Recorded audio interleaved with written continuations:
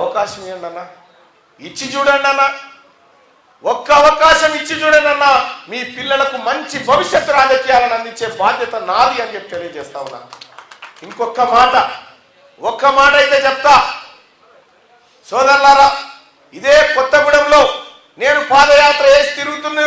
ఇక్కడ ఉన్నటువంటి ప్రజల్ని అన్నా ఒక్క అవకాశం ఇవ్వండి అని చెప్పి తిరుగుతున్న క్రమంలో నేను ఓడిపోయినా.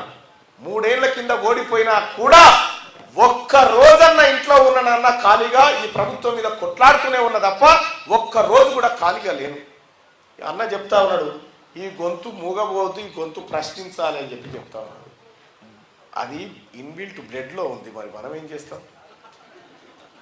బ్లడ్లో ఉంది కాబట్టి నాది కొంచెం కటువుగానే ఉంటుంది, ప్రశ్న గట్టిగానే ఉంటుంది. మీరు అనుకుంటున్నట్టుగా తీర్మానం మళ్ళీ ఎమ్మెల్సీ అయితే మళ్ళీ వార్తలు ఎవరు చదవాలంటే నేనే చదువుతా. కాబట్టి మీరు ఏం భయపడకండి అన్న, దయచేసి ఒక్క అవకాశం ఇవ్వండి.